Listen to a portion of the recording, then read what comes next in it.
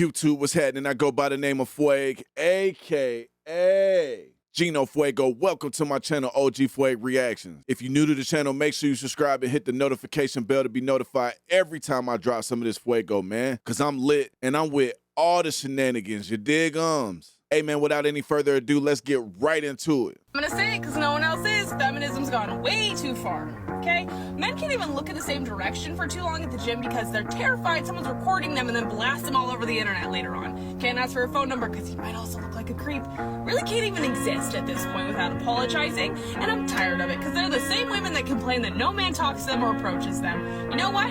You want him to go up to you? You have to go up to him at this point because that's the reality you've all created. It's not that men can't approach females, it's just certain men can approach females, you feel what I'm saying? Women already have this idea of the man that they want or the type of man that they want in their head. And if that particular man don't approach them, then they're not gonna give them any attention. There's only like the top 15, 20, 25% of men that all women want universally. And if you don't fit that category, it's gonna be hard. The sad part about it is average women be wanting that 25% of men. You know what I'm saying? So even when an average man try to approach them, they turning them down because they still want that 25% of men. Then turn around and complain about men not approaching them. Nah, it's just the man that you want ain't approaching you. Man, you'd have been approached by a whole lot of men. You just turned them all down. I'll tell you one thing though, some of these women better start getting realistic or else they gonna die alone.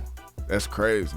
You blew through $1 million in 8 months. Yeah. And you're how old at that time? I was 18. 18 years old. 18. You do not give a 18-year-old $1 million. That is not always the best idea. Yeah, I went like quick to like taxes, 200. You know what I mean? That's going off the rip. Oh, really? Well, I guess Florida, you get a little bit of a break. Gave my mama like 100, 120.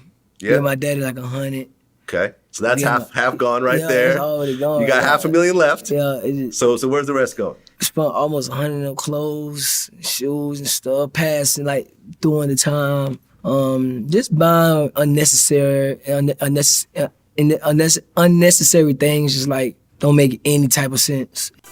Man, I tell you, money will let you know who really care about you and who don't, you know what I'm saying? They handed this man $1 million at 18 years old and expected this man to know what he was supposed to do with this money. Ain't no way you in any of these industries, whether it's sports or entertainment, and you give somebody this young, life-changing money and you don't get them some kind of financial literacy class. It just come to show you that, man, they don't be caring about these people, bro. It's all about investment and returns, you know what I'm saying, and profits. And then today, they not even investing in artist development, you know what I'm saying? You better come in already ready to go. You done already got your social media numbers up, you know what I'm saying? You done already got your fan base. So they not even investing in building you know what I'm saying? You done already built yourself. Then they step in, make their little investments or whatever, and profit off of what you done already built for yourself. And then they give you life-changing money, and then they not even gonna get you any kind of financial literacy class so you can hold on to the money that they do give you. Man, like I said, it just show you that they don't care about these folks for real. And then you got family members that's taking and understanding that these folks don't know how to handle money like that neither. Man, before we touch any of this money, we need to find out exactly what we need to do so we can hold on to it. We don't just blow through it. There's got to be somebody in your circle that's telling you or advising you on what to do or what not to do with your money that you actually trust. You know what I'm saying? The thing you want to pay close attention to, though, is when you do blow through that money, who actually still there with you. A lot of times they get a rude awakening to find out when that money gone, it don't be too many people there. It's just messed up, man. Like, come on, man. Y'all got to do better. You could give me $1 billion right now and it probably wouldn't even affect you. Yeah, it would. Fine, $5 million. We'll go small. Hell no! $5 million. I could buy a house, Southern California. Yeah, but then you'd have to pay all those taxes. I'll pay the taxes. I promise. I'm not going to complain about the taxes. You don't have any revenue from your podcast. I will eventually have revenue from my podcast. What if you don't? Then they take the house back and I gave you $5 million for nothing. Mark, let's just see what happens. First off, telling somebody that earned everything that they got, that they can give them something and it wouldn't hurt them is kind of crazy, you know what I'm saying?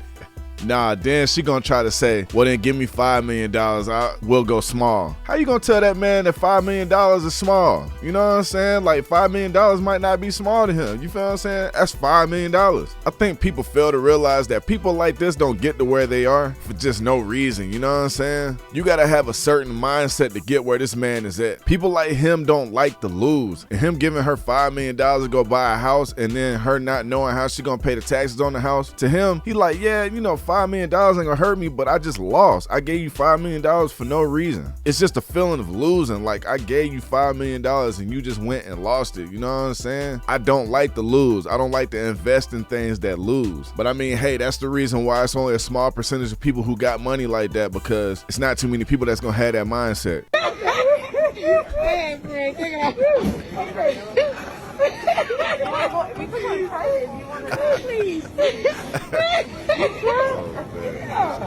What? Oh my God! Here, put this back on. Hey, she's not the wig.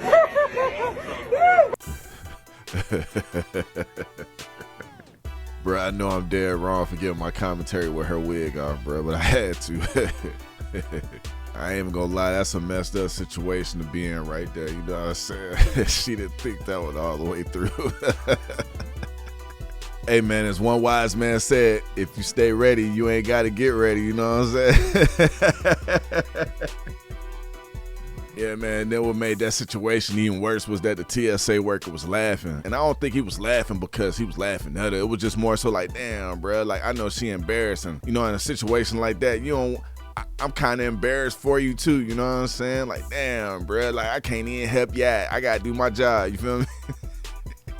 Hey, I could bet all the money in the world though the next time she go to the airport, that won't happen again. Do y'all trust each other 100%? Yes. Yeah. Maybe we test that theory. By doing what? Swapping phones. Okay. Yeah. Let's get it. Let's go through Snapchat. Is that phone with you? Yeah. All right. We'll go through her phone first. It's on this side. Come here. Why me first? I mean, because you're on my side. Just make it more quicker. Let's do the man first. All right, well, then we're going to get to her phone, I guess. Let's do the man first. Let's get it. We're going to go Snapchat. Hey, you better not be deleting stuff. I'm going to peep it. You good on that? I need to take this call. My mom's calling. Fuck this shit, I'm out. You got to take a call. Suspicious activity. Hey, man, it's a faithful guy right here, you know what I'm saying? So he passed. Hey, what's the whispering? My mom called me. I can't do this right now. She can't do this right now. I actually can't. Why can't we go through your Snapchat? Because I need to go. So that's a little suspicious activity. Yeah. What's your advice to all the unhealthy relationships? Get her, bro. She leaving.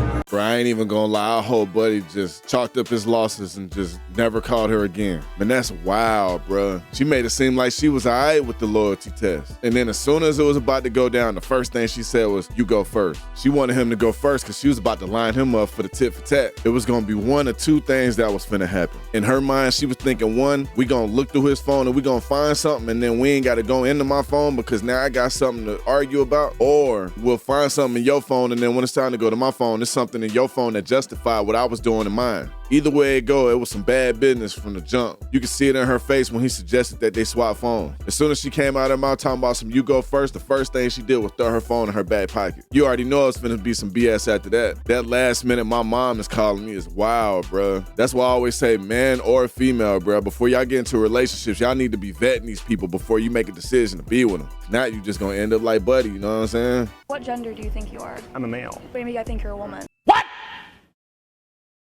What the fuck? No, legally I'm a male. It says on my driver's license that I'm a male. What if I say I don't believe you? It doesn't matter. What gender do you think I am? I would assume you're female. See, you're making assumptions. Yes. I identify as non-binary. Respectfully, it doesn't matter. It does matter. What pronouns should I use? You should use they, them pronouns. What if I don't? If you don't, I would consider that disrespectful, and that's actually an act of violence to intentionally misgender someone. Here we come to the issue. You just said that's an act of violence. That means Yes. it's an actionable offense. That means it's a crime. We have no idea how many pronouns there are. We can never know how many pronouns there are. And to not use a proper pronoun You could ask. is an act of violence against them. Did you ask my pronouns before you sat down? No, I didn't ask your pronouns. You just talked about me being privileged. You understand? No one goes around asking pronouns before they speak with people. An act of violence, bruh? Come on, bruh. The sad part about it is they be for real, too. Like, come on, bruh. Like, I'm not even trying to be disrespectful or none of that. Like, do what you do. Like, that's fine. But you got to understand the logic behind what you're saying. What you're saying is I'm supposed to just go and ask people what pronoun they go off of. I could be disrespectful by doing that. Any normal person's logic is going to look at you. If you are a female, they're going to identify with you as a female. If you're a male, they're going to identify with you as a male. But if I come to you and I'm asking just random people, what do you identify as? I could be disrespectful. But if I don't ask you that and I just identify you as what you appear to be, I'm disrespectful too. Bruh, you can't. Come on, bruh. Come on. And then to classify that as an act of violence, bruh, you are tripping. Like, I promise you, this whole topic, it's just getting out of hand, bruh. Like, this is getting out of hand. Let's say you want something really bad, and you keep trying, and you keep trying, and you keep trying, and on the 10th try, you don't get it still. And then you say, okay, it must be a sign that I need to stop doing what I need to do. But what if you didn't know that on your 11th try, you would have made it. You would have made it happen and got what you wanted to get. So I feel like persistence is important, because if you really truly love something and you truly believe, you should just do it for the love, and you don't get to where you're going, you still were doing something you love. So persistence is very important for sure. Yeah, man, the first thing I say, man, is you got to be realistic with the goals you got. Once you set your goal, then you got to be on some shit like, I don't care how long I'm finna be doing this. I made a decision that this is what I'm finna be doing, so I'm in it for the long haul, you know what I'm saying? Like, this for life. The plan is always gonna be the same, but sometimes the approach might change, you know what I mean? Because if you see something ain't working a particular kind of way, then you approach it from a different aspect. But for the most part, you like, this is my plan, this is what I'm sticking to. I don't care what I gotta do, blood, sweat, and tears. I'm finna make this happen. If you had that mindset, eventually it's gonna happen. You know what I'm saying? It's just you don't put a time frame on it. It don't matter how long it take me. I'm gonna get there. If you keep that mindset, you're gonna get there or somewhere close. Shit. What if you on your job and you mess up and somebody call your phone? I'm gonna kill your punk ass. They said to me? Yeah, anybody, just people, the people at a normal job. Let's you mess use me up. for example. Use me for example. Yeah, so, you mess up. Hold on. Ring, ring, ring, ring, ring, ring, ring, ring. Okay, now say it. Say what you gonna say. Hey, you fucked up at work today. I'm gonna kill your punk ass. Well, bring your bitch ass down here and do it then. I am too. Wait, I see Rail. Well, I tell you what, I bet your Rail better not go out that house tonight. And your kids, I know where your kids go to school at too. Old peanut head ass. Yeah, I'm glad you know where my kids go to school. How about you pull up there and I guarantee you security gonna handle you. And Rail, she all right. Hey, listen, Rail got her gun license, so you're gonna have to deal with that. A hot one in your ass. Now what? Yeah, and guess what? Security can't be at all the places at one time. You know you got 11 kids. So you got 11 kids, your punk ass, and Rail. I got something for all you. That's what you didn't know. All my kids got a gun license and they all carry. They ain't got nothing. Now what? They ain't got nothing. And I better not catch you slipping either. I got something for you too, mainly. I'm gonna tell you what I'm gonna be at. I'm gonna be at the McDonald's on 62nd Street at 12:30. So meet me there. That's why your head look like shaved monkey nuts.